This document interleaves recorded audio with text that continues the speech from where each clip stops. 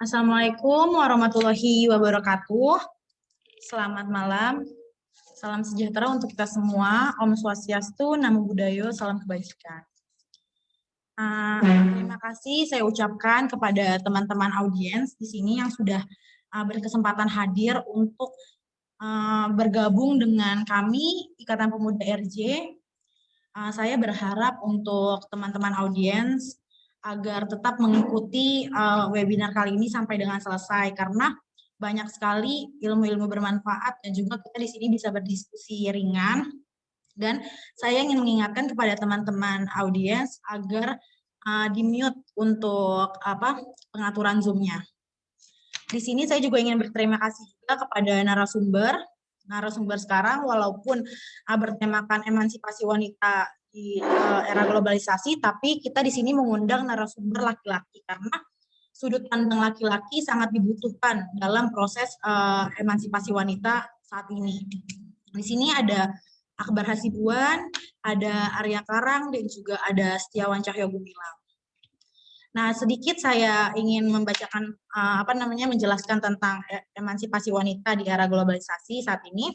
Emansipasi wanita itu adalah proses di mana wanita menaikkan derajatnya dari kedudukan sosial ekonomi yang mengekang keberadaannya, kebebasannya untuk berkembang lebih maju. Di era globalisasi saat ini juga peranan wanita sangat dibutuhkan dalam tuntutan perubahan nasional. Nah, saya berharap para wanita mampu membangun stabilitas nasional dengan upaya memberdayakan perempuan, khususnya Indonesia, untuk terus berinovatif, berkreatif, serta membangun strategi baru dalam di kehidupannya. Banyak juga perempuan Indonesia yang dapat membuktikan bahwa era globalisasi justru menjadi era yang baik untuk memajukan bangsa ini. Emansipasi wanita saat ini juga dituntut untuk berpartisipasi dalam memberdayakan generasi yang saat ini terombang-ambing dalam pergaulan bebas dan memiliki pengaruh negatif bagi dirinya sendiri maupun bagi bangsa dan negara.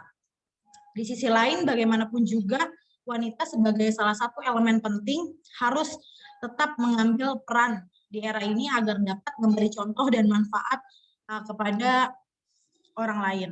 Nah, langsung saja mungkin saya akan memberikan kesempatan untuk narasumber pertama untuk menjelaskan secara detail kepada Setiawan Cahyo Gumilang. Waktu dan tempat saya persilahkan.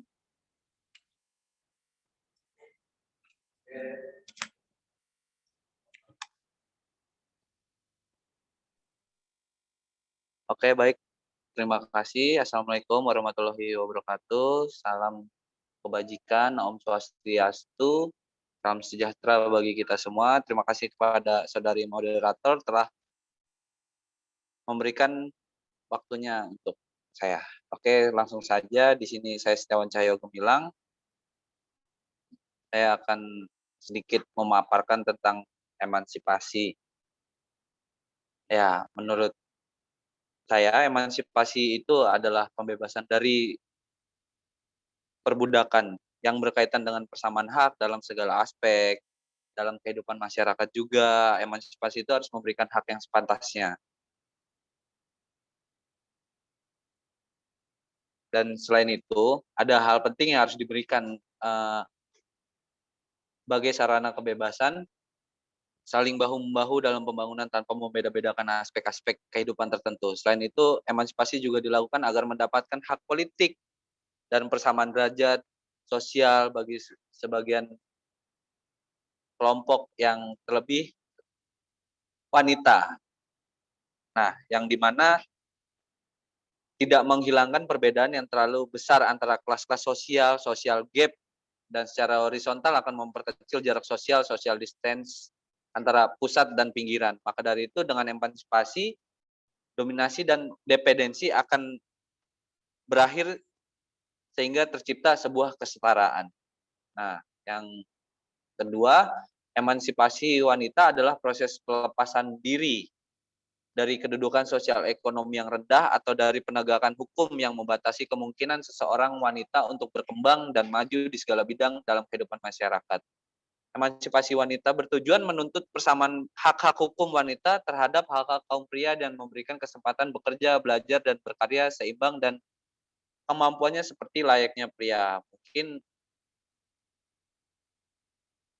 sampai sini dulu penjelasan saya, mungkin bisa dilanjutkan kepada narasumber yang lain. Saya kembalikan kepada saudara moderator. Terima kasih. Terima kasih kepada Setiawan Cahyo Gumilang. Tadi sempat dibahas oleh Bang Setiawan Cahyo, mungkin banyak hal-hal penting yang harus dipelajari oleh kaum wanita. Salah satunya adalah wanita ini perlu saling bahu-membahu untuk memperjuangkan hak-haknya.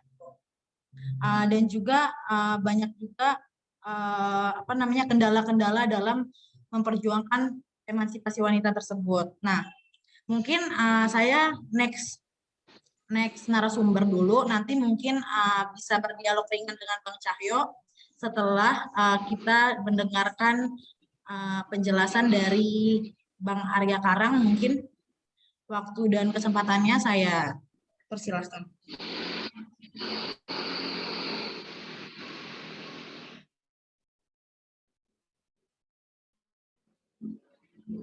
Ya, halo. Ya, terima kasih untuk rekan moderator. Assalamualaikum warahmatullahi wabarakatuh. Salam sejahtera untuk kita semua. Halo, saya dengar? Halo, bisa? Oke. Ya, kali ini saya akan menjelaskan beberapa hal mengenai emansipasi wanita di era globalisasi ini. Kali ini saya akan sedikit menambahkan dari beberapa hal yang baru saja diutarakan oleh rekan kami, yaitu Bang Cahyo khususnya. Kali ini saya akan menambahkan sedikit mengenai emansipasi wanita. Jadi begini, menurut saya sendiri adalah sosok yang pertama kali pelopor atau menggerakkan segala sesuatu hal mengenai emansipasi wanita itu ialah R.A. Kartini. Sosok R.A. Kartini ini adalah menjadi penggerak emansipasi wanita agar emansipasi wanita tersebut dapat mendapatkan hak atas pendidikan yang seluas-luasnya serta setinggi-tingginya. Tapi untuk di era globalisasi saat ini, menurut saya, kondisi wanita kini sangatlah jauh berbeda dengan kondisi wanita pada masa lalu.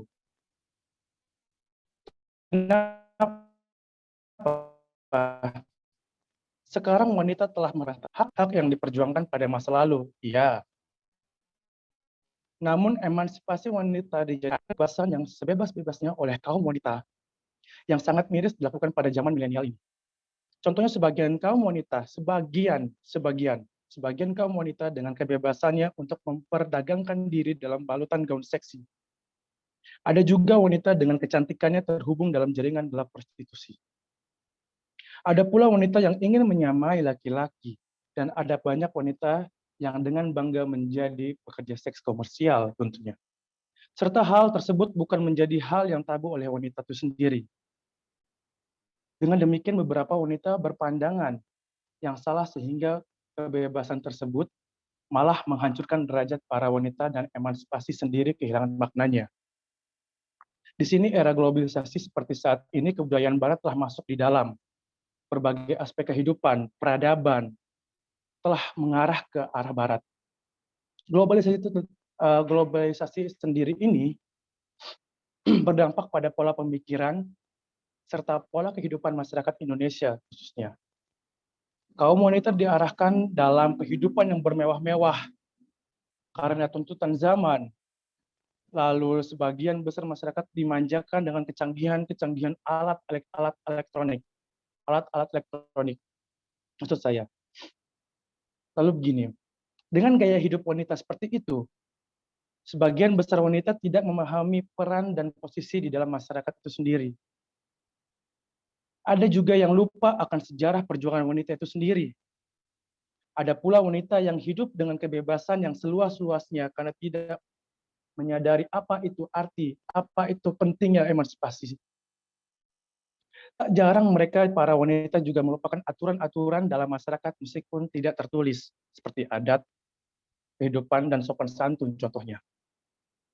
Nah, dalam hal ini jauh dari makna emansipasi dari R.A. Kartini itu sendiri yang meningkatkan derajat wanita Indonesia dari dulu. Nah, demikianlah hal yang mungkin dapat saya utarakan atau saya sampaikan kepada audiens. Nah, bila ada yang kurang, saya mohon minta maaf. Saya mohon maaf. Cukup sekian dan terima kasih. Saya kembalikan lagi kepada rekan narator. Oke, terima kasih kepada Bang Arya Karang yang telah menjelaskan tentang emansipasi wanita di era globalisasi ini. Tadi Kak Arya juga menjelaskan tentang berbeda sekali kondisi di era globalisasi ini sama zaman dulu ya, khususnya tentang wanita gitu.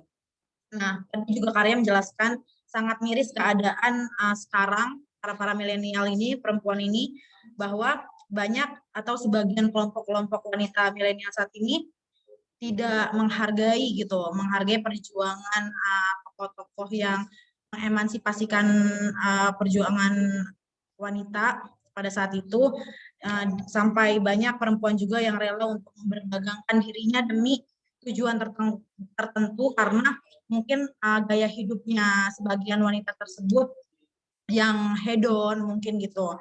Nah, bagus sekali, menarik, tapi nanti kita lanjutkan untuk berdialog ringannya. Sekarang saya lanjutkan lagi kepada Akbar Hasibuan. Waktu dan tempat saya persilahkan.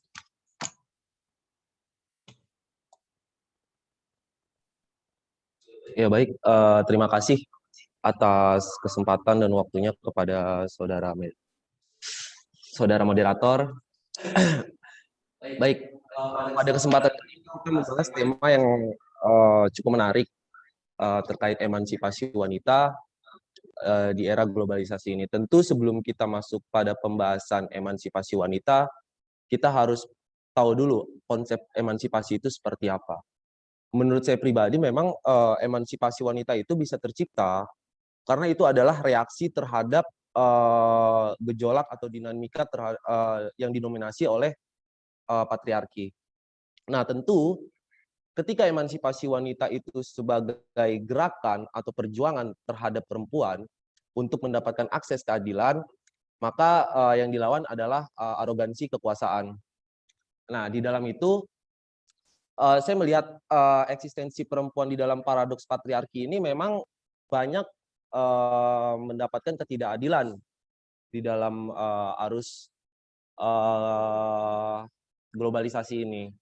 Nah, jadi kritik terhadap pemerintah itu yang dilakukan oleh para perempuan karena mereka, kalau kita lihat dari sejarahnya ini, perempuan jarang sekali dilibatkan dalam berbagai persoalan dari mulai aspek politik, ekonomi, kemudian sosial.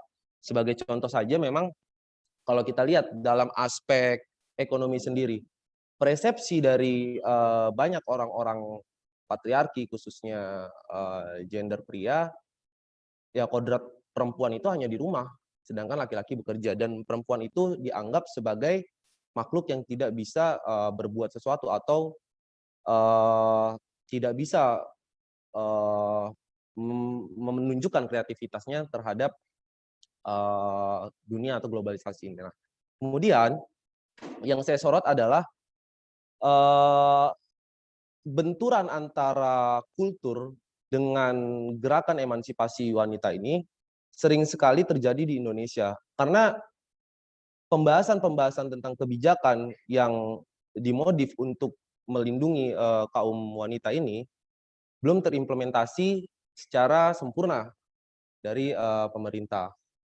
Nah, menurut saya memang emansipasi wanita ini perlu agak digerakkan karena emansipasi wanita ini adalah suatu gerakan yang memang kita sebagai kaum pria juga ingin menciptakan satu gerakan atau satu perubahan terhadap negara ini.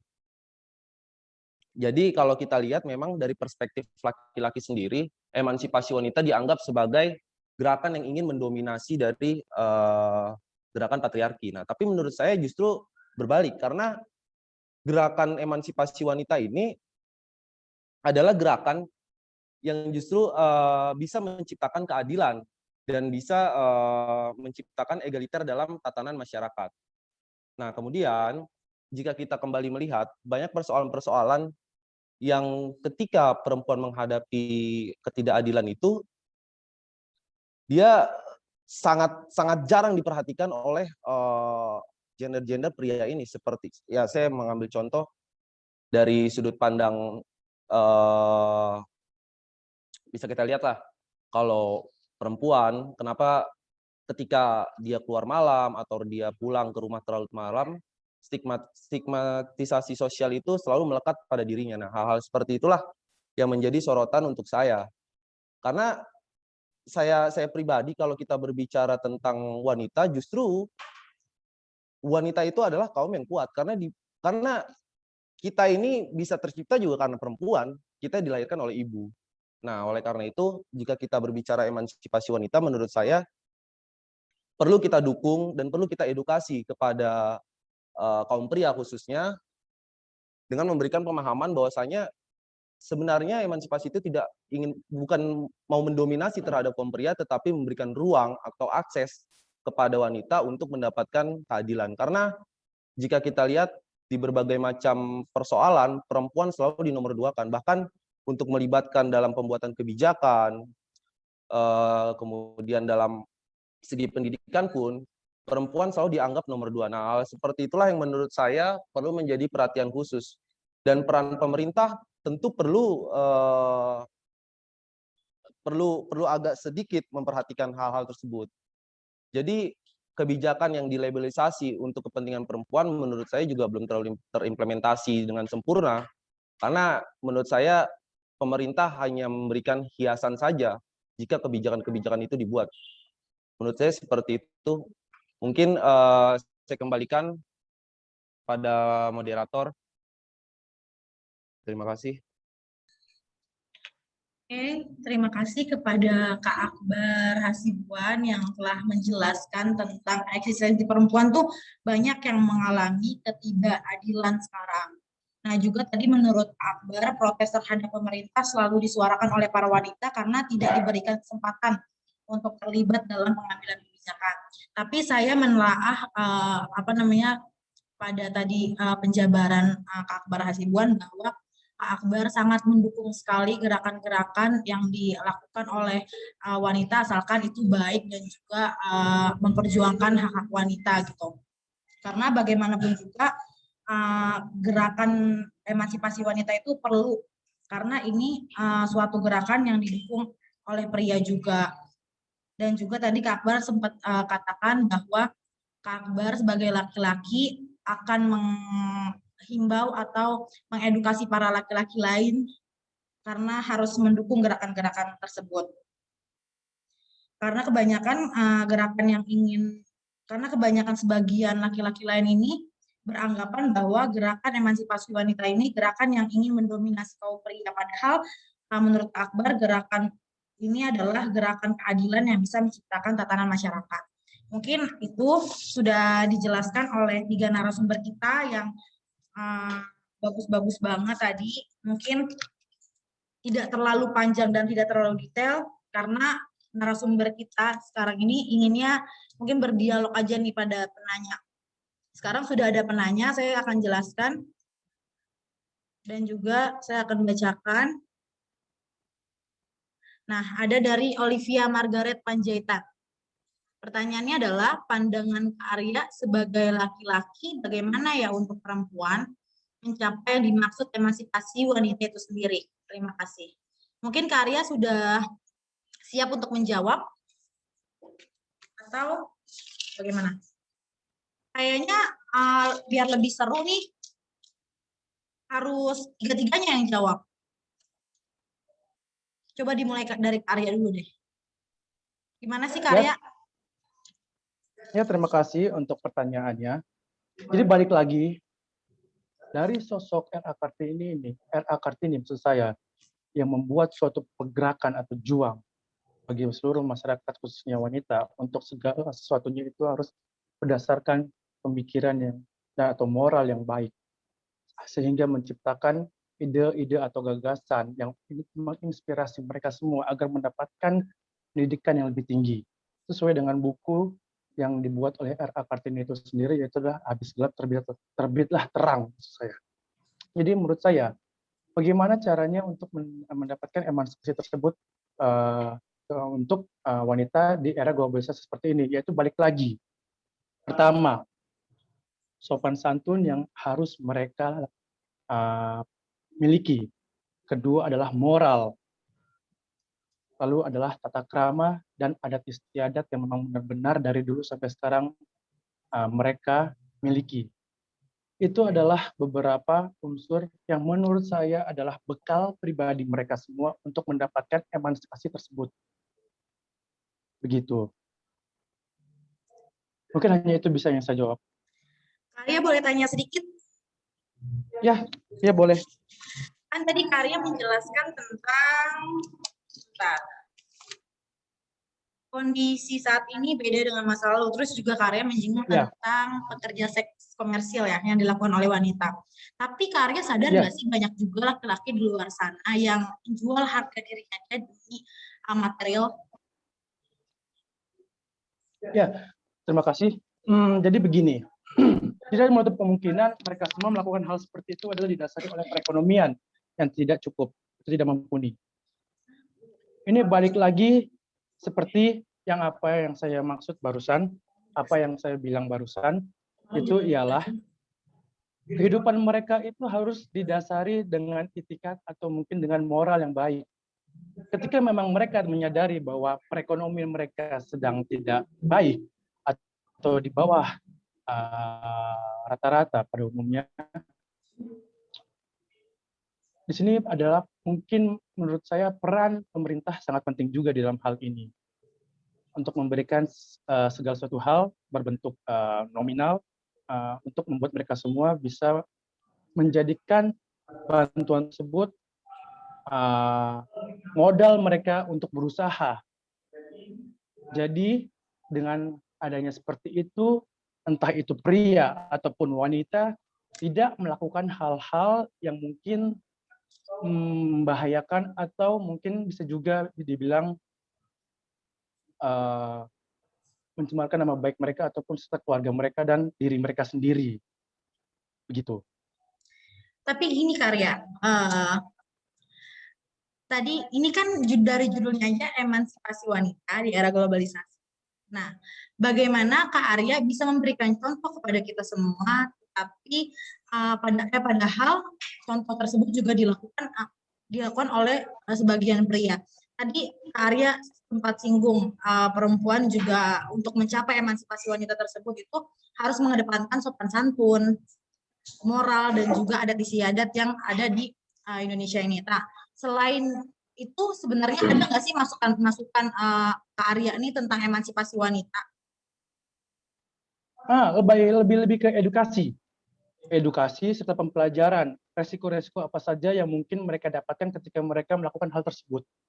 Itu memang di awal mereka mungkin walaupun saya tidak mengerti dan tidak memahami untuk seluk-beluk di dalam hal tersebut ya, tetapi menurut saya adalah karakter, lingkungan itu semua mempengaruhi gitu.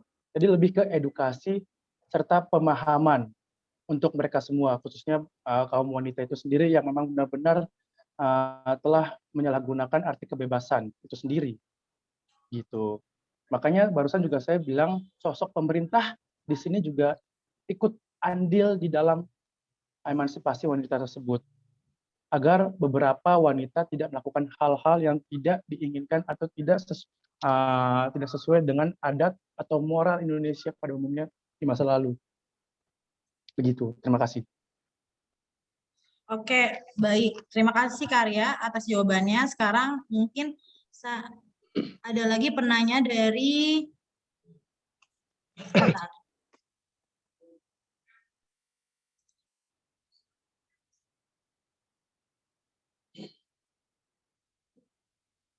Sebentar ya.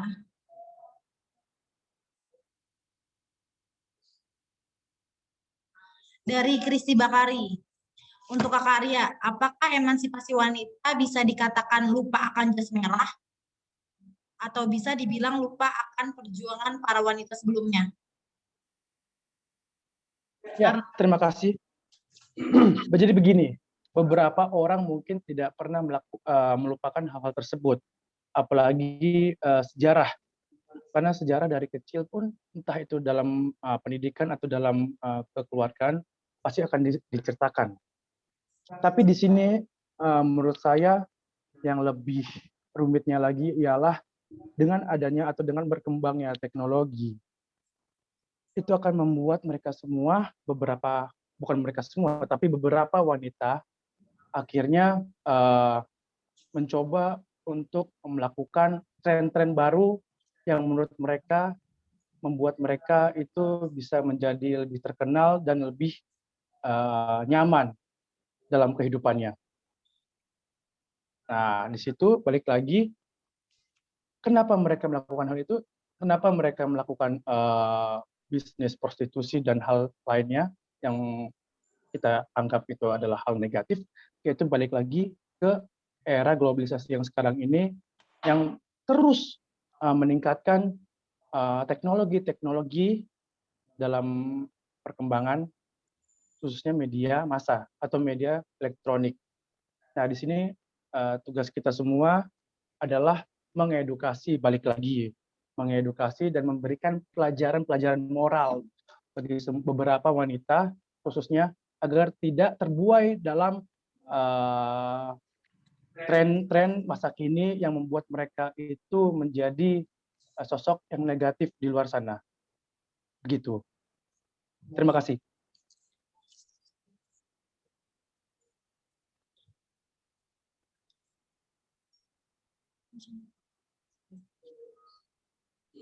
Ya, balik Tapi lagi kan, untuk rekan narator.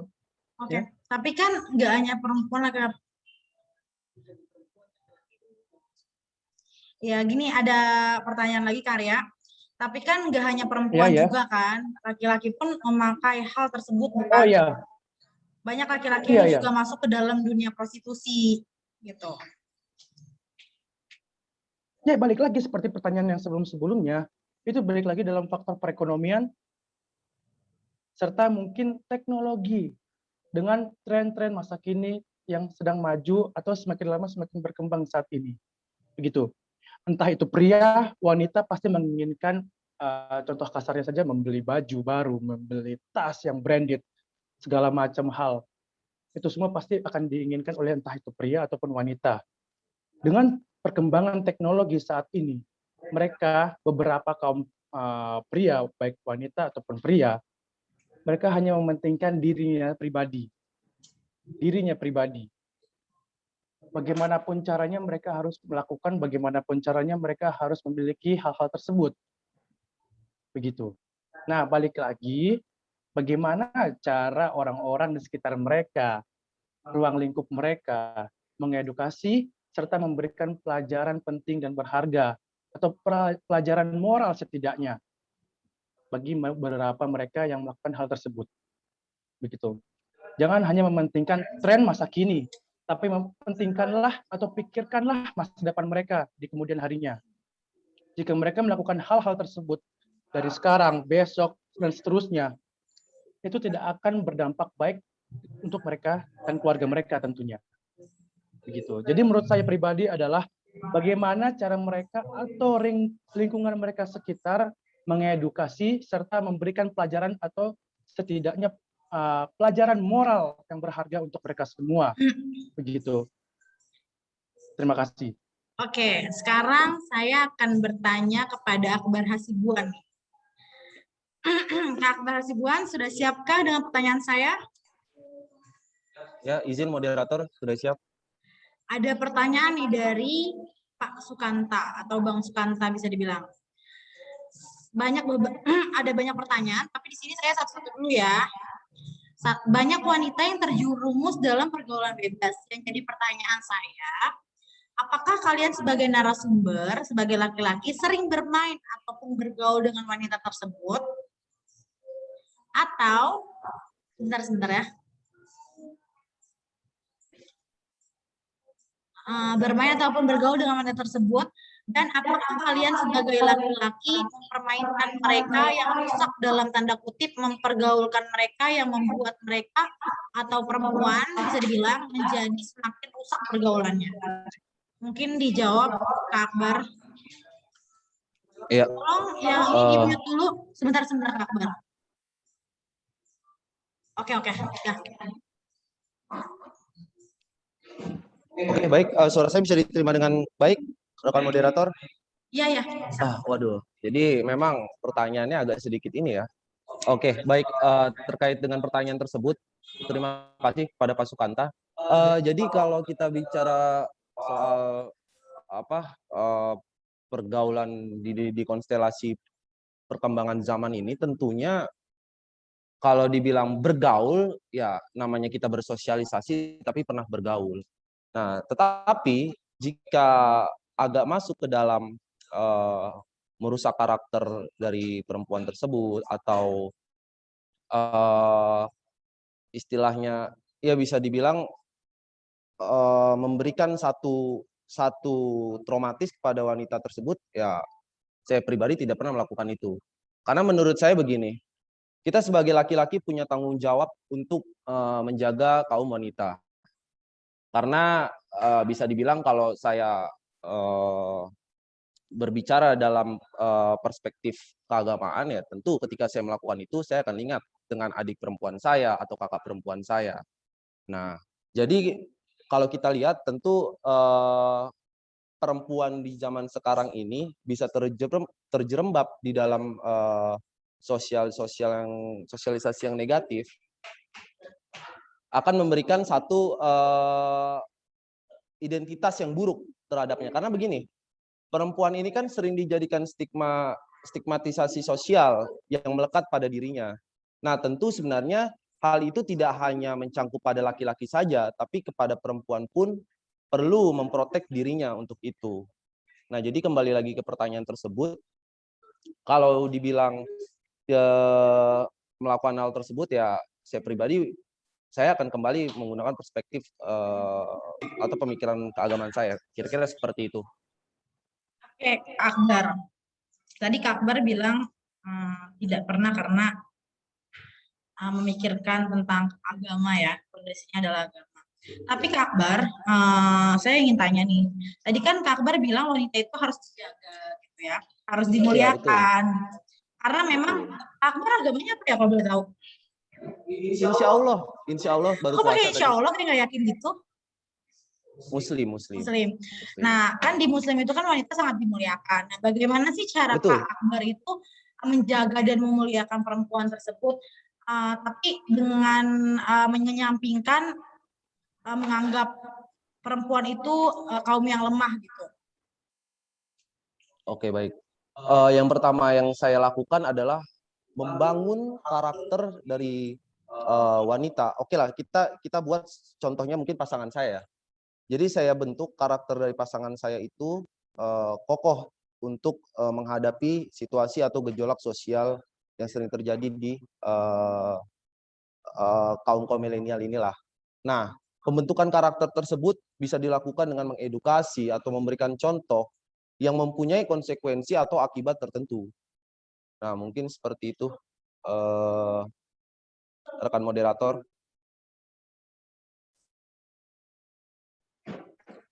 Oke, baik. Kak Akbar. Ya, saya baik. Mau tanya lagi. Gak apa-apa kan ya? Ya udah, aktif ya, Bu. Siap. Gak apa-apa, ya, Bu moderator. Kebetulan sekarang webinar Ikatan Pemuda RJ lagi aktif-aktifnya karena bersinggungan dengan perempuan. Saya kan perempuan soalnya. Baik. Nah, emansipasi kan tadi Kak Akbar sampaikan bahwa emansipasi wanita itu kan sangat Kak Akbar menjunjung tinggi dan mendukung kan. Nah, menurut Kak Akbar Betul. nih, emansipasi wanita sekarang ini sudah terrealisasi nggak sih? Sudah berjalan dengan sesuai dengan goals-nya belum? Gitu. Atau kalau misalnya belum, apa sih kekurangan dan apa yang harus dilakukan kelompok-kelompok wanita untuk memperjuangkan hal tersebut? Karena saya pribadi sebagai perempuan butuh masukan dan pandangan dari laki-laki ini khususnya. Oke, siap. Terima kasih, rekan moderator. Kembali lagi saya sampaikan terkait dengan kepentingan perempuan yang dibungkus dengan satu kebijakan, menurut saya itu belum terimplementasi secara maksimal. Nah, jadi kalau menurut saya, apa sih sebenarnya yang harus dilakukan jika emansipasi wanita ini bisa terimplementasi dengan baik? Menurut saya adalah perlu kita pahami dulu dengan emansipasi wanita ini. Emansipasi wanita ini selalu melekat dengan yang namanya feminis. Jadi di dalam feminis sendiri juga menjelaskan bahwasanya sikap kritis terhadap pemerintah atau sikap kritis terhadap arogansi pemerintah itu perlu dilakukan, karena bisa kita lihat di dalam era globalisasi sekarang, khususnya juga Indonesia, kebijakan publik yang dibuat itu memang sangat didominasi oleh kaum-kaum patriarki yang di dalamnya itu sering mengenyampingkan tentang kepentingan dari wanita. Nah, jadi sikap kritis terhadap hal-hal tersebut perlu didorong dengan mengedukasi, dengan mendukung gerakan dari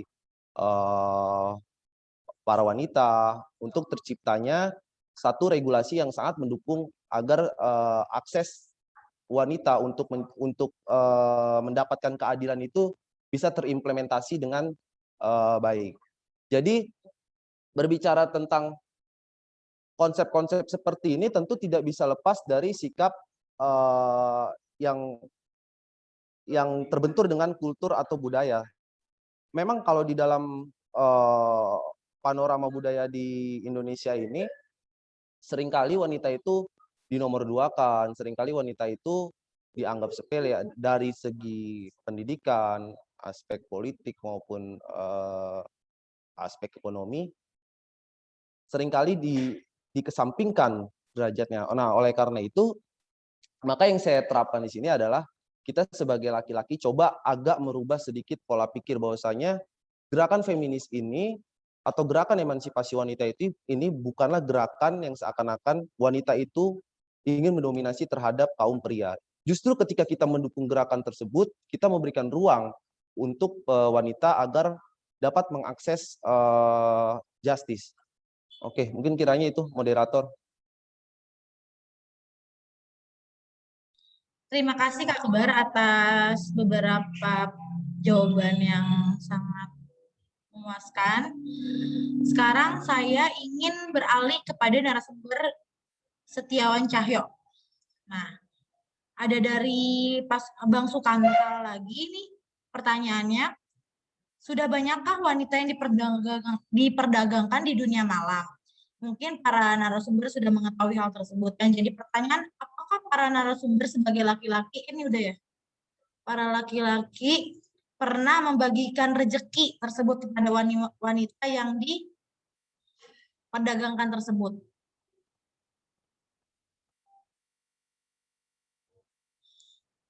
Silakan dijawab.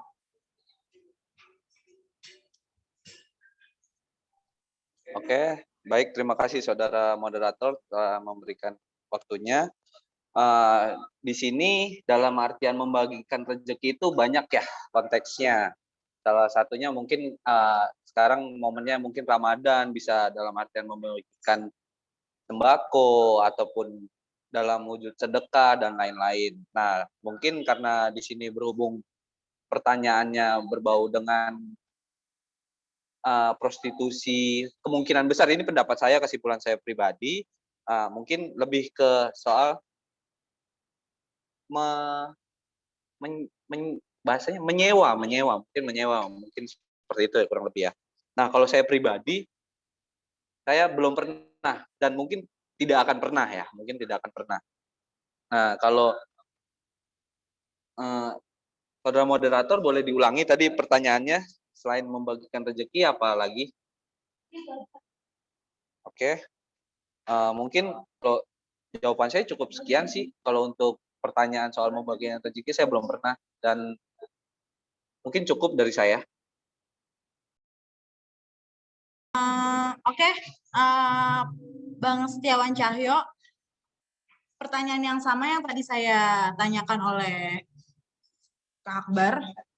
Menurut Kak Setiawan Cahyo Gumilang ini, emansipasi wanita di Indonesia ini sudah memasuki ranah pembebasan belum ya? Atau masih ada yang merasa wanita itu terdiskriminasi mungkin gitu? Oh. Oke, baik. Terima kasih, Saudara Moderator. Untuk pertanyaan selanjutnya, menurut saya, dari yang saya baca, untuk dari beberapa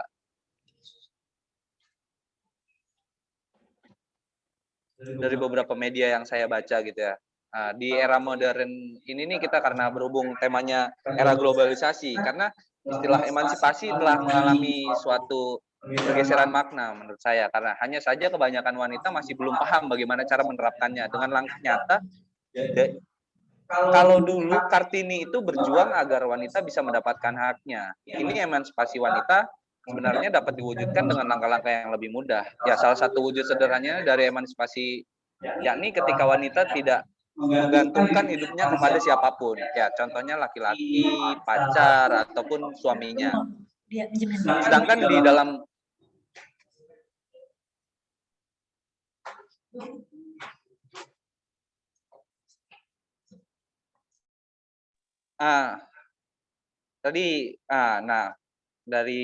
sedangkan di dalam lingkup sehari-hari itu emansipasi dapat dilakukan tuh dimulai dari hal yang paling kecil, misalnya dengan menjadi agen perubahan dalam komunitas kecil, seperti di dalam kelompok pertemanan atau di dalam rumah sekalipun.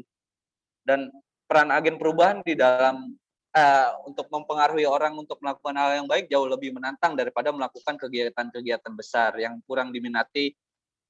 Nah, oleh karena itu, dengan melakukan hal yang sederhana dan membawa kebaikan dan manfaat bagi lingkungan sekitar sudah merupakan bentuk emansipasi menurut saya. Jadi wujud emansipasi lainnya juga bisa dilakukan dengan berbuat baik kepada orang lain dan menghargai apa yang dimiliki sebagai bentuk rasa syukur.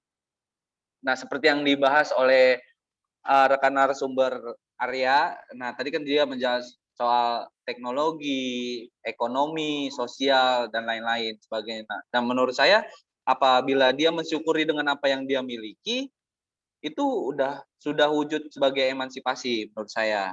Dan selain itu, rasa syukur dari yang diberikan Tuhan itu tuh sudah menurut saya lebih ke apa ya?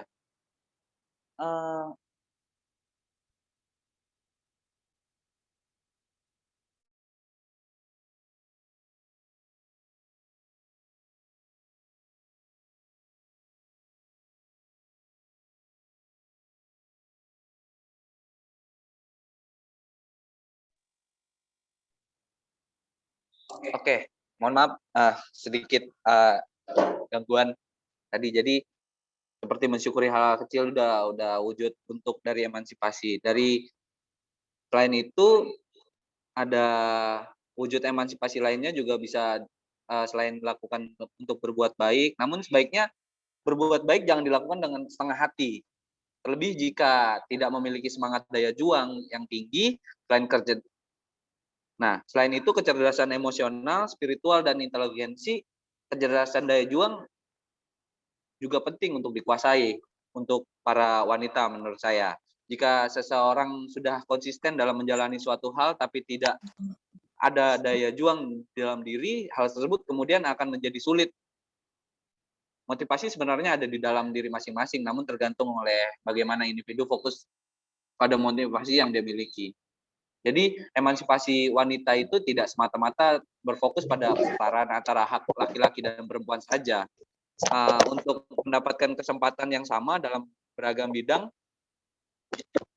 makna sebenarnya dari emansipasi wanita yaitu tentang bagaimana wanita dapat berkembang dan maju dari waktu ke waktu tanpa menghilangkan jati dirinya. Dengan memahami makna emansipasi wanita seutuhnya, wanita turut serta memberikan emansipasi bagi masyarakat dan negara. Mungkin cukup jawaban dari saya. Terima kasih.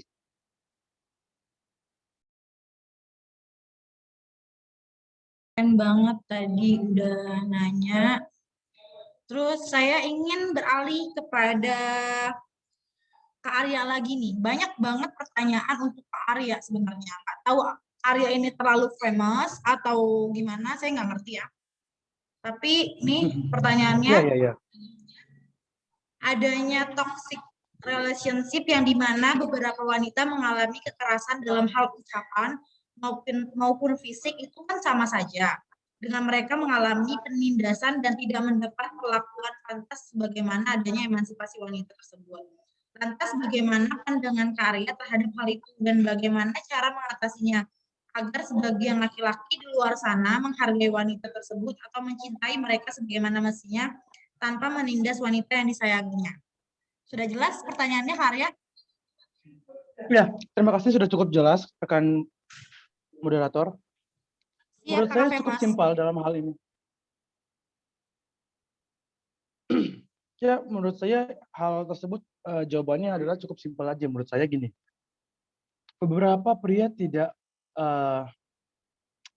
lekang dengan perbuatan yang kasar serta tingkah laku yang benar-benar frontal ya. Balik lagi begini, untuk kepada beberapa pria lebih mengutamakan kasih sayang, lebih mengutamakan rasa kekeluargaan, hilangkan sedikit ego, serta hilangkan sedikit rasa emosional yang ada di dalam diri tersebut, agar terciptanya keharmonisan dan tidak membuat beberapa wanita yang dikasihinya itu merasa dirinya itu telah disakiti, sehingga membuat mereka terluka dan menangis begitu saja. Lebih ke pengendalian diri, itu sih menurut saya. Jadi beberapa pria itu memang harus benar-benar bisa mengontrol diri dan mengendalikan dirinya sendiri agar tidak memiliki rasa emosional terhadap wanita yang memang benar-benar mereka kasihi. Itu saja. Terima kasih. Menurut Kak Arya, dari pertanyaan tersebut, tadi kan Kak Arya menjelaskan tentang apa yang harus dilakukan laki-laki. Nah, kalau untuk wanitanya itu harus gimana sih sebenarnya dalam menyikapi kalau misalnya dia itu jadi korban? Oh, ketika wanita tersebut menjadi korban. Begitu maksudnya? Nah, begini, untuk para wanita yang memiliki pengalaman seperti itu dan merasa dirinya korban, ketika wanita tersebut telah mendapatkan suatu kekerasan atau memang benar-benar tindak laku yang memang mereka memikirkan hal tersebut adalah kerugian bagi mereka atau membuat mereka tersakiti, Indonesia memiliki hukum dan memang undang-undang yang sangat kuat di dalam hal tersebut. Hukum dan undang-undang tersebutlah yang akan bisa membuat beberapa kaum wanita memiliki hak dan martabat ketika memang terjadinya hal-hal yang tidak diinginkan tersebut. Begitu. Ya, hanya itu yang bisa saya sampaikan. Terima kasih. Oke, Kak Arya. Sekarang kita mungkin untuk Kakak Akbar ya, balik ke Kakak Akbar. Baik, rekan moderator. Kakak Akbar, bagaimana sih pandangan Kakak tentang kebijakan publik yang berkeadilan gender? Karena yang saya lihat wanita ini sering kali menjadi objek injustice atau tempat dari ketidakadilan. Jelas nggak pertanyaannya? Oh ya, jelas. Baik. Berbicara tentang kebijakan publik itu berimplikasi pada keadilan sosial. Nah, ketika kita membicarakan kebijakan publik, tentu keadilan sosial itu harus dikoreksi kembali dalilnya. Apakah keadilan sosial itu sudah terimplementasi secara baik, sudah terimplementasi secara maksimal, tanpa adanya tumpang tindih antara kaum pria dengan kaum wanita. Nah, tentu di dalam perspektif keadilan yang ditenggarai oleh feminis ini, keadilan itu tidak hanya bertolak pada mayoritas, atau kita lebih mengenal dengan keadilan yang sifatnya utilitarianisme yang inisiasi oleh Jeremy Bentham. Nah, keadilan itu tidak hanya bertumpu pada mayoritas, tapi keadilan itu bertumpu juga pada kualitas. Artinya jika keadilan itu memang bisa dikatakan adil, dia tidak hanya mendominasi kepada mayoritas saja. Nah, tapi mendominasi kepada setiap individu. Adil tidak kebijakan itu dibuat, adil tidak keadilan itu bisa diterapkan. Nah, seperti itu. Jadi kalau bicara soal ketidakadilan, memang wanita ini sering sekali dihadapi dengan hal-hal yang menurut saya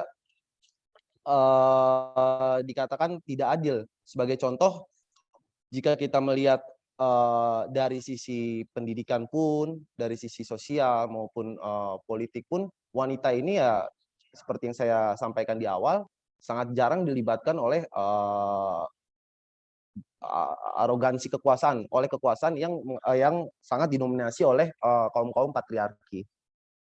Nah, seperti itu. Jadi kalau bicara kita tentang emansipasi wanita, justru keadilan itu tidak hanya bertumpu kepada kuantitas saja, tapi keadilan itu harus bertumpu kepada kualitasnya. Nah, hal tersebut juga digarang oleh banyak aktivis-aktivis perempuan yang selalu mengatakan kenapa keadilan itu sangat susah diakses oleh wanita, ya. Karena menurut saya dari transformasi rezim ke rezim pun memang budaya kita selalu didominasi oleh patriarki. Nah, jadi dalam prinsip keadilan, tentu gerakan-gerakan feminis dan kritik terhadap arogansi kekuasaan harus selalu dijunjung tinggi oleh gerakan-gerakan dari emansipasi wanita ini. Kiranya seperti itu, rekan moderator. Saya kembalikan. Kak Akbar, tadi kan Ya, Kak Akbar menyinggung tentang pemerintah itu tidak melibatkan perempuan dalam keterlibatan politik, ya, kebijakan-kebijakan politik, ekonomi dan sebagainya.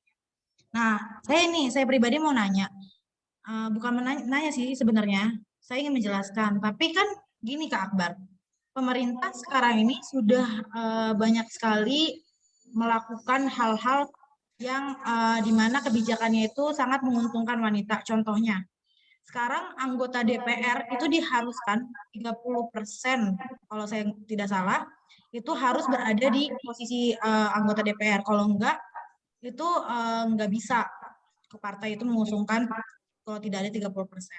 Nah, itu salah satu contohnya. Dan juga banyak kayak Kementerian Perempuanan itu sangat melakukan gerakan-gerakan atau terobosan-terobosan baru dan memberikan wadah keterampilan kepada wanita-wanita yang mungkin ditinggal suaminya ataupun wanita-wanita yang kurang berpendidikan dan yang lain sebagainya. Itu menurut tanggapan Bang Akbar gimana?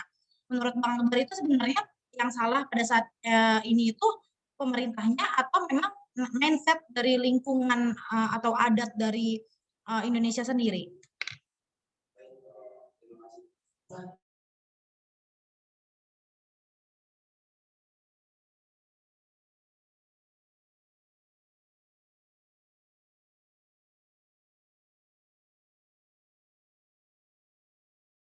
ya baik. Terima kasih pada rekan moderator. Betul memang pemerintah membuat sistem di dalam lembaga yudikatif ini memang harus ada kuota sebesar 30% terhadap wanita. Tetapi yang menjadi persoalan adalah dalam variabel di Komnas Perlindungan Perempuan pun, itu injustice terhadap perempuan itu masih sangat rentan dilakukan.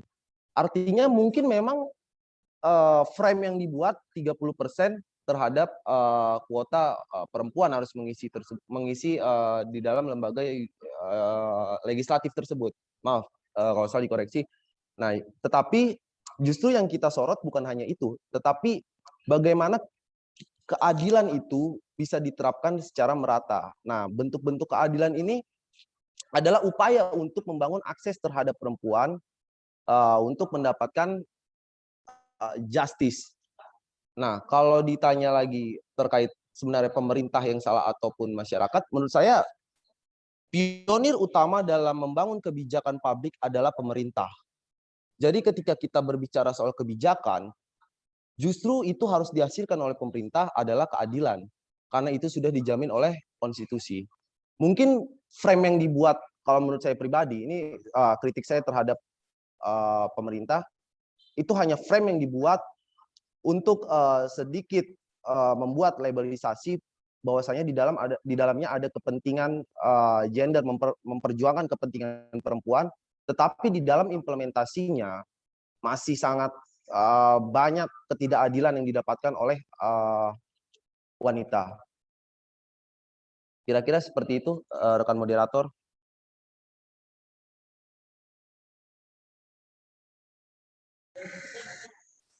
Oke, terima kasih.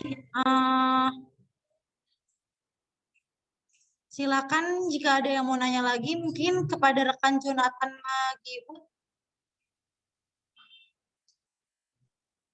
Oke, terima kasih kesempatannya moderator. Siap. Saya ingin bertanya ke ke Bang Akbar. Kita kan hari ini sama-sama mengetahui kedudukan antara wanita dan pria, itulah yang disebut emansipasi. Cuman faktanya hari ini saya tidak berbicara dengan aspek hukum ya, tapi saya berbicara dengan aspek sosial di tataran kehidupan masyarakat. Bagaimana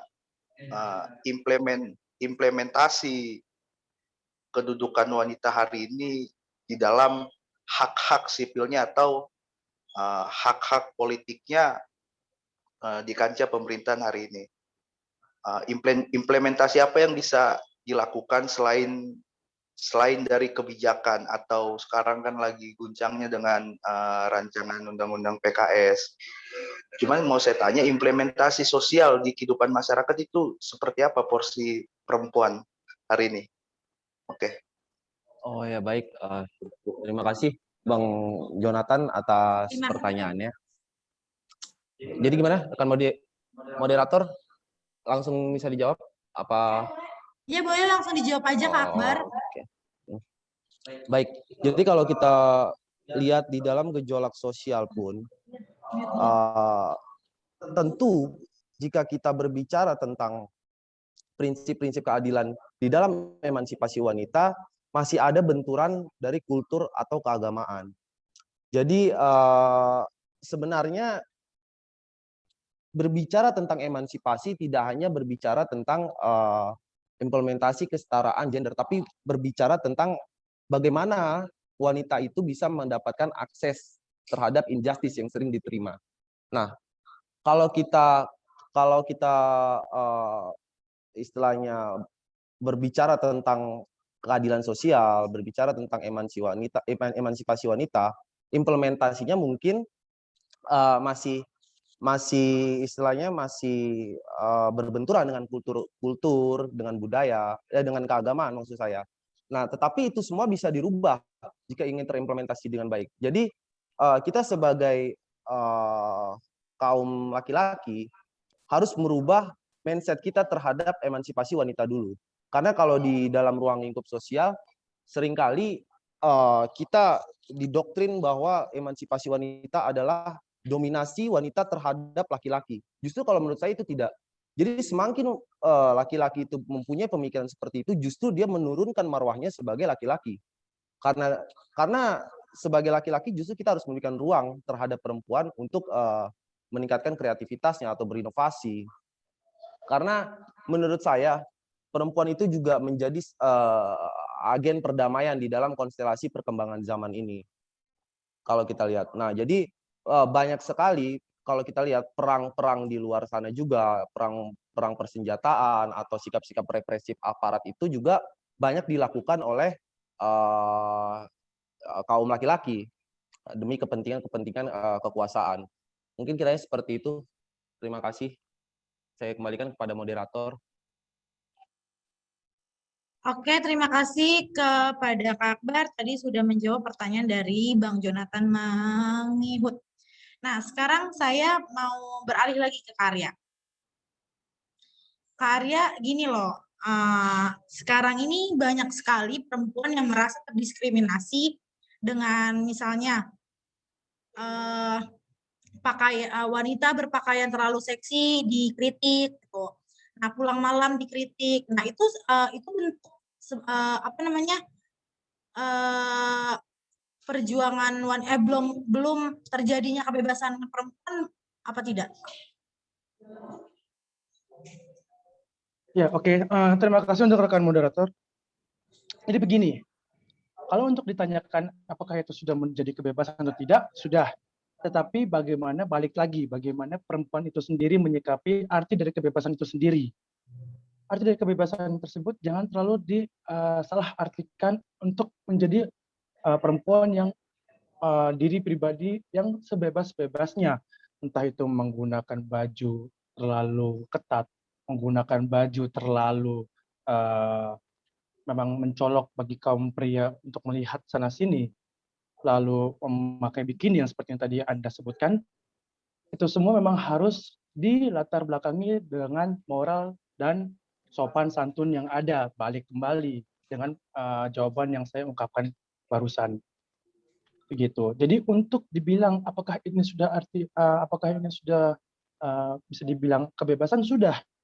Tetapi ada tapinya. Tetapi salah diartikan oleh beberapa kaum wanita itu sendiri. Bebas bukan berarti sebebas-bebasnya mereka berhak menggunakan busana atau pakaian yang menurut mereka layak untuk dipakai. Tidak seperti itu. Mereka juga harus memikirkan dan memang mereka juga harus berpandangan apakah ini layak untuk dipertontonkan atau apakah ini layak untuk digunakan. Begitu. Kita balik lagi dengan moral serta sopan santun yang berada di, atau mungkin sopan santun yang memang benar-benar dari dulu Indonesia telah memegang itu semua. Begitu. Mungkin hanya itu saja yang bisa saya utarakan. Terima kasih rekan moderator. Oke, Kak Arya. Sekarang saya mau tanya nih ke Kak Setiawan Cahyo Gumilang. Ya. Kak Setiawan Cahyo Gumilang, saya ingin bertanya, tapi ini pertanyaan yang sama sih untuk tiga narasumber. Saya ingin menganalogikan, misalnya saya perempuan, saya berpakaian seksi, pulang malam-malam digodain laki-laki, siapa yang salah sebenarnya?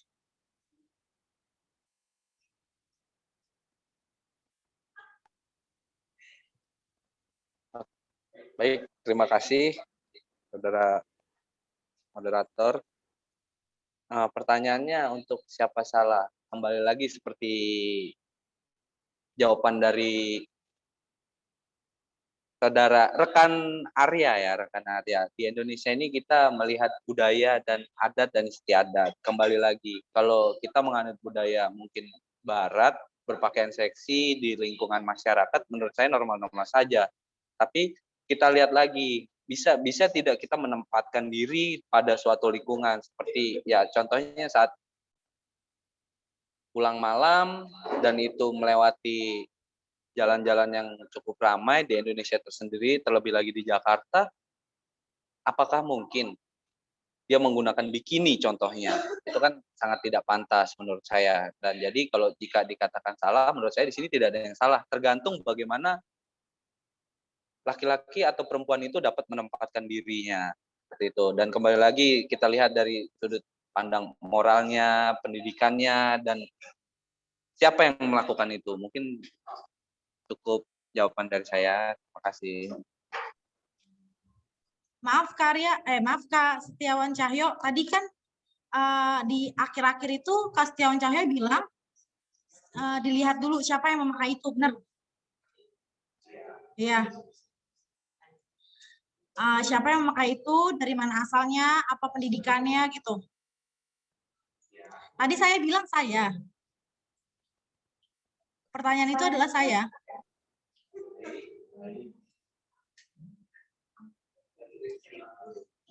Mungkin akan saya tambahkan sedikit. Oke, apabila ya mungkin kita ambil contoh Nadia. Oke, saudara Nadia Yulianda menggunakan pakaian seksi digoda oleh sebagian laki-laki. Kita lihat lagi. Nah, saudara Nadia itu menggunakan pakaian seksi itu dari mana? Seperti itu. Dan tujuannya itu apa? Dan kembali lagi, kalau menurut saya mungkin kalau untuk rekan Nadia itu sangat amat tidak mungkin yang melakukan seperti itu ya, karena dilihatkan dari tingkat pendidikannya juga nggak mungkin untuk melakukan hal seperti itu. Jadi yang menurut saya apabila pertanyaannya siapa yang salah, menurut saya tidak ada yang salah. Tergantung bagaimana rekan Nadia ini menempatkan diri seperti itu menurut saya. Terima kasih. Tapi gini ya Bang, saya mau tambahkan sebenarnya. Kalau menurut saya ini tidak penting siapa yang memakai, tapi apa yang dia pakai gitu. Kalau misalnya tidak menutup kemungkinan saya yang berpendidikan ataupun yang lain yang tidak berpendidikan itu dibeda-bedakan gitu. Jadi bukan melihat figurnya, tapi caranya dia sih lebih tepatnya kayak gitu. Oke, sekarang beralih lagi ke Arya Karang. Gimana sih kalau pendapat Karya gimana nih? Kalau misalnya saya, halo Karya, masih ada? Ya, halo. Terdengar? Terdengar, jelas. Oke, iya. Oke, maaf. Oke. Ya, bisa dilanjut. Pertanyaannya sama seperti tadi Bang Jawa. Ketika saya memakai Mas Cahyo mungkin. Ketika saya memakai baju seksi pulang malam, siapa yang disalahkan, Bang Arya? Ini adalah contoh kasus. Iya, Ketika contoh kasus Anda ya, pulang malam, lalu berpakaian seksi, ketika itu ada pria di depan Anda, begitu maksudnya? Ya. Terus saya yang digodain mencoba gitu menggoda sama Anda. laki-laki, dan saya juga menerima tindakan-tindakan asusila, mungkin dipegang atau apa, gitu. Itu siapa yang salah sebenarnya? Oke, begini. Setiap manusia pasti memiliki kesalahannya masing-masing tanpa dia sadari. Tapi di dalam contoh kasus yang ada seperti ini adalah, balik lagi, mohon maaf sebelumnya, di sini saya menyalahkan pihak wanita itu sendiri.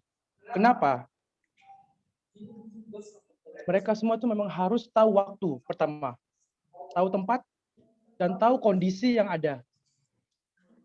Ketika memang mereka tahu itu sudah malam hari atau larut malam, mereka melakukan atau menggunakan pakaian yang memang benar-benar minim dan terlihat seksi bagi kalangan pria, seharusnya mereka harus menyadari bahwa pasti ada saja pria-pria di depan atau di luar sana yang mungkin akan menggoda. Di sini menurut saya yang salah adalah cara berpikir wanita itu sendiri. Itu. Sekian dan terima kasih. Oke, dari Kak Arya cukup segitu.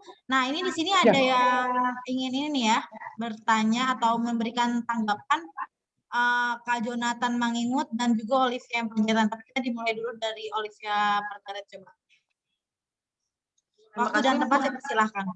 Terima kasih moderator buat Kak Arya. Tadi kan Kak Arya ngomong tentang masalah pendidikan, emansipasi pendidikan, sosial, ekonomi, segala macam. Gini, kalau Kak Arya tadi berbicara wanita yang salah, bagaimana tentang pola pikir pria kepada wanita itu sendiri? Pasti kan Kak Arya sendiri pasti berpendidikan tinggi dong, nggak mungkin enggak. Jadi menurut saya bukan karena wanitanya juga, tapi dari maksud saya dari pola pikir lelaki itu sendiri yang harus mempunyai mindset yang baik ke semua wanita, bukan membeda-bedakan wanita. Itu kalau menurut saya. Karena kan bukan itu kan haknya wanita mau berpakaian sebagaimanapun, gimana pun. Bukan saya membenarkan ya. kita juga mempunyai adat istiadat, maksudnya budaya di sana segala macam yang beragam. Tetapi ketika tadi Kak Arya bilang wanitanya yang salah, menurut saya lelaki juga harus punya pola pikir yang baik, imajinasi yang baik. Ketika dan kebanyakan kan kejahatan datang karena dari pola pikir laki-laki dan imajinasi laki-laki sebenarnya. Itu menurut saya. Terima kasih moderator. Oke, Karya disimpan dulu untuk jawabannya. Sekarang saya beralih ke Kak Jonathan Manggihut yang waktu dan tempat saya persilahkan. Oke, terima kasih moderator. Oke, sama-sama. Mungkin kalau dari perspektif saya, otoritas badan perempuan, dia ingin berpakaian apa, itu kan dia mempunyai hak-hak dasar dia. Selain itu juga kita tidak bisa menjangkau, di satu sisi kita tidak bisa menjangkau pikiran si pria tersebut, kecuali dia diduga melakukan tindakan-tindakan pidana kan, atau asusila yang seperti moderator bilang. Ini sebuah pola pikir yang abstrak menurut saya, agak kabur, karena kita tidak bisa membatasi pola pikir seseorang dalam melihat perempuan seksi, berpakaian baju seksi. Mungkin saya sepakat juga untuk pembicara Bung Arya tentang dia menyikapi bagaimana dia berpakaian di suatu tempat, apakah itu layak atau tidak. Ini kan suatu hal yang rancu, apalagi kita mencari sebuah kebenaran salah atau tidak, itu masih abstrak sih menurut saya. Terima kasih moderator. Oke, mungkin ada tanggapan dari teman-teman narasumber atau audiens? Audiens? Atau narasumber? Oke, audiens. Saya mau menanggapi dari Abang Jonathan. Oke. Saya tidak menyalahkan tentang pola pikir yang tidak bisa, pola pikir yang abstrak dan segala macam yang tadi Abang bilang. Tetapi pola pikir itu bisa dikontrol. Sehingga tidak menimbulkan tindakan-tindakan mungkin gitu ya? Betul. Maksud saya gini, mau berpikir apapun, imajinasi apapun tidak disalahkan karena benar itu tidak bisa misalnya mati, tapi tidak bisa dikontrol atau gimana pun. Tapi tindakan dari pola pikir dan imajinasi tersebut itu bisa dikontrol. Terima kasih. Oke, mungkin langsung aja ke narasumber untuk jawabannya. Arya. Ya, terima kasih untuk pertanyaannya serta memang diskusi-diskusi yang sedikit menyenangkan menurut saya pribadi. Begini, balik lagi ke pola pemikiran dari audiens sudah memaparkan mengenai pola pikir yang abstrak atau pola pikir yang memang harus dikontrol. Nah, sekarang saya balik lagi untuk bertanya, apakah ketika wanita menggunakan baju yang tidak senonoh, pola pikir mereka bisa dikontrol untuk akan hal itu? Ketika mereka tahu bahwa di luar sana ada pria yang akan mungkin menggoda mereka, apakah pola pikir mereka dapat mengontrol akan hal itu? Mengontrol akan hal bagaimana cara mereka berpakaian, bagaimana cara mereka dalam berkomunikasi, apakah mereka bisa berpikir dan mengontrol pola pikir itu semua? Nah, balik lagi. Itu balik dari pola pikir masing-masing individu. Entah itu baik pria maupun wanita itu sendiri. Gitu. Bagaimana cara mereka menyikapi dan bagaimana cara mereka membuat pola pikir mereka menjadi lebih sopan dan lebih baik lagi di kehidupan masyarakat. Itu. Saya berbicara untuk wanita dan pria. Tidak menyebutkan salah satu individu. Tapi itu. Tadi terima kasih. Tapi tadi Karya sempat menjawab itu menyalahkan tentang wanitanya ya. Oke, langsung. Di awal begitu. Balik lagi ke pola pikir. Oke, siap Karya. Oke. Sekarang mungkin ada tanggapan lain belum masuk ke narasumber berikutnya. Ada tanggapan izin moderator. Moderator. Oh, sebentar Kak Jonathan, ini ada siapa? Ini Kristi B. Waktu dan tempat saya persilahkan. Ya, terima kasih kepada moderator untuk waktu dan kesempatannya. Saya ingin menanggapi terhadap pertanyaan dari Kakak Arya nih mengenai perempuan harusnya tahu waktu ketika memakai baju, perempuan harusnya tahu menempatkan diri ketika mereka memakai baju dan segala macam. Kalau menurut saya, mungkin karena saya perempuan ya, kenapa perempuan hanya dituntut seperti itu sementara laki-laki tidak dituntut untuk seperti itu? Itu yang pertama. Gitu. Dan yang kedua, menurut saya sepakat dengan penanggap sebelumnya kalau ya, Kak Olivia tentang pola pikir gitu loh. Karena seperti kita ketahui gitu, dari pola pikir baru muncul tindakan gitu. Tindakan itu yang bisa dikontrol. Dan menurut saya terlalu banyak aturan yang seakan-akan membebaskan laki-laki untuk bisa bertindak yang bahasanya adalah bahasa kasarnya yang bukan-bukan begitu loh. Sementara kita pakai baju seksi, mungkin saja memang ada acara yang memang formalnya kita seperti itu, atau memang gayanya perempuan seperti itu, dan itu nggak bisa dibatasi menurut saya gitu. Kalau memang dibatasi ya harusnya laki-laki juga yang sama gitu loh, karena kalau kita bicara emansipasi berarti ada kesamaan gender antara laki-laki dan perempuan gitu, tanpa membedakan satu sama lain gitu. Terima kasih. Oke, terima kasih kepada rekan penanggap atau audiens Kristi B yang telah menjelaskan. Lalu tadi siapa? Kak Jonathan Mangihut mau menambahkan? Mungkin silakan. Moderator. Mungkin di sini saya akan menanggapi pola pikir ya. Pertanyaan yang paling mendasar adalah siapa yang mampu untuk menilai pola pikir seseorang ketika melihat perempuan berbaju seksi. Itu yang pertama. Karena kan kita tidak bisa mengontrol pikiran dia. Terus yang kedua, saya hanya menduga ketika perempuan berpakaian seksi, apakah dia mempunyai niat atau kalau di sini rekan-rekan semua advokat, apakah dia mempunyai mens rea untuk menarik perhatian di lingkungan sosialnya. Itu kan saya menduga ya ketika dia coba untuk berpakaian seksi. Artinya kan kadar pikiran seseorang itu tidak mampu kita kontrol. Seandainya memang wanita itu niatnya berpakaian seksi untuk menarik perhatian laki-laki, sebatas dia hanya untuk berimajinasi, mengekspresikan apa yang dia lihat. Di satu sisi tidak bisa disalahkan juga gitu loh yang melihatnya. Itu sih tanggapannya moderator. Ya, terima kasih. Oke, siap. Terima kasih Kak Jonathan sudah mau bergabung memberikan tanggapan. Sekarang langsung aja kali ya. Ini ada narasumber berikutnya yang tidak diberi kesempatan. Dari saya udah menunggu, kayaknya udah ini nih, udah sender aja nih di tangan. Ayo langsung saja Bang Akbar Hasibuan, waktu dan tempat saya persilakan. Oke.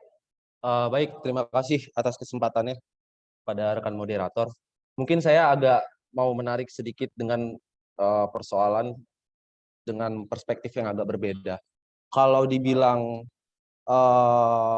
itu adalah kesalahan perempuan karena dia tidak bisa menentukan waktu untuk menempatkan diri dalam berpakaian, menurut saya itu juga menghambat kebebasan berekspresi daripada wanita tersebut. Karena jika kita lihat kembali, kalau memang pemerintah bisa memberikan jaminan perlindungan terhadap perempuan, justru persoalan-persoalan dalam bentuk tindak pidana atau apapun itu tidak akan terjadi. Nah, sekarang kalau saya sambungkan korelasinya dengan pola pikir laki-laki, artinya kalau memang pola pikir laki-laki itu menggambarkan bahwasanya itu pemicunya dari si perempuan ini, justru menurut saya itu menurunkan derajat laki-laki. Artinya laki-laki tidak punya kemampuan untuk mengontrol pola pikirnya dengan melihat atau bereaksi terhadap wanita dengan berpakaian seksi atau seperti itu. Nah, jadi kembali lagi saya sampaikan ada stigmatisasi terhadap perempuan yang selalu dilekatkan kepada dirinya. Kalau kita hidup di bawah payung demokrasi, tentu kebebasan berekspresi, kebebasan pendapat itu memang harus diterapkan dengan jalur konstitusional. Artinya memang ada batasan-batasannya, tetapi menurut saya dengan berpakaian atau keluar malam hari, ya menurut saya nggak ada persoalan kalau memang di dalam perspektif laki-laki itu bisa mengontrol dirinya. Karena toh pun kita bikin logik yang terbalik. Kalau memang pola pikir laki-laki seperti itu, berarti laki-laki itu tidak mampu menahan syahwatnya ketika melihat perempuan yang berpakaian seperti itu. Artinya itu merefleksikan kemampuan laki-laki itu lemah. Menurut saya sih seperti itu. Karena kalau kita lihat lagi dalam konsep keadilan, justru ada ketimpangan di dalamnya kalau berbicara hanya dalam mengambil atau mengadopsi dari pola pikir laki-laki atau menstigmatisasi terhadap perempuan. Nah, jadi coba kita agak sedikit pembahasannya itu meruncing. Jadi jangan semata-mata kita reduksi bahwasanya perempuan adalah sumber dari kesalahan di dalam satu perbuatan, entah itu pelecehan seksual atau apapun itu. Tentu yang menjadi ukuran adalah pemikiran dari si laki-laki ini. Jadi kalau kita bicara soal hal-hal yang menurut saya agak sedikit mencolok, pemerintah perlu peran di dalamnya karena jaminan terhadap perlindungan itu perlu diterapkan dan ketika kita membahas tentang problem-problem seperti itu artinya masih minim perlindungan pemerintah terhadap wanita. Kiranya seperti itu. Terima kasih. Saya kembalikan kepada rekan moderator. Oke, Kak Akbar, saya nih, mungkin ini sudah waktunya untuk disudahi sebenarnya, tapi ini pertanyaan terakhir untuk Kak Akbar ya khususnya. Kan Kak Akbar gini loh Kak, saya khususnya sebenarnya bukan saya doang ya, perempuan-perempuan di sana terkait Kak Akbar itu mendukung atau tadi sudah dijelaskan bahwa emansipasi wanita saat ini kan menurut para narasumber ini sudah berkembang ya seiring berjalannya waktu. Nah, tapi kenapa saya sebagai perempuan masih merasa takut untuk berjalan malam? Ini contoh kasus, berjalan malam-malam. Takut kejadian seperti misalnya mungkin dilakukan tindakan asusila atau dilecehkan dan sebagainya. Padahal sekarang dengan seiring berjalannya waktu, emansipasi wanita tuh sudah berkembang gitu.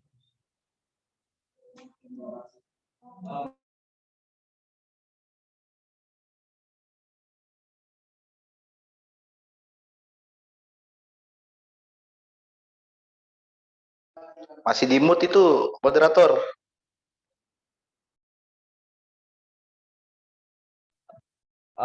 Jadi terima kasih pada moderator.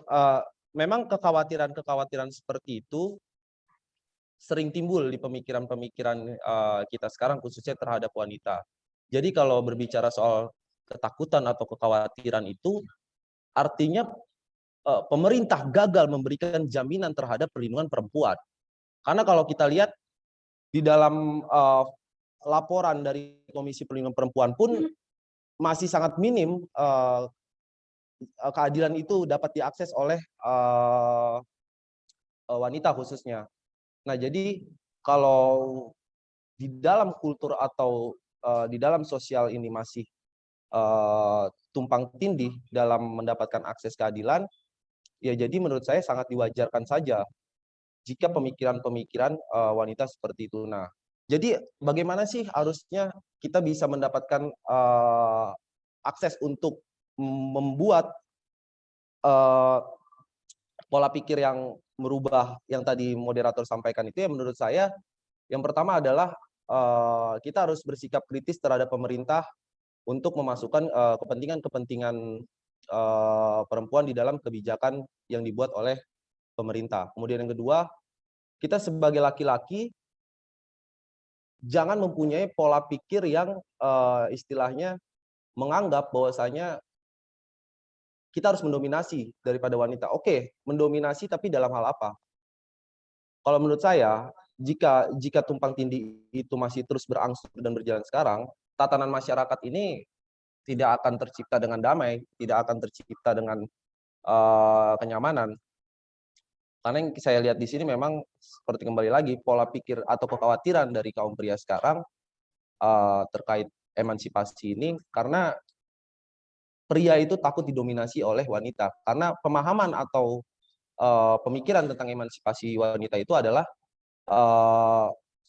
wanita mendominasi dari laki-laki. Mungkin kiranya seperti itu, rekan moderator. Oke, karena waktunya tidak bisa lama-lama lagi, jadi untuk terakhir nih saya memerlukan closing statement dari ketiga narasumber terkait tema kita pada malam hari ini. Dan untuk teman-teman yang sudah menyaksikan webinar kita kali ini sampai akhir, saya sangat berterima kasih banyak. Dan jangan lupa hari Senin dan hari Selasa akan ada sesi ketiga dan keempat webinar nasional Ikatan Pemuda RJ. Mungkin silakan langsung saja silakan waktu dan tempatnya.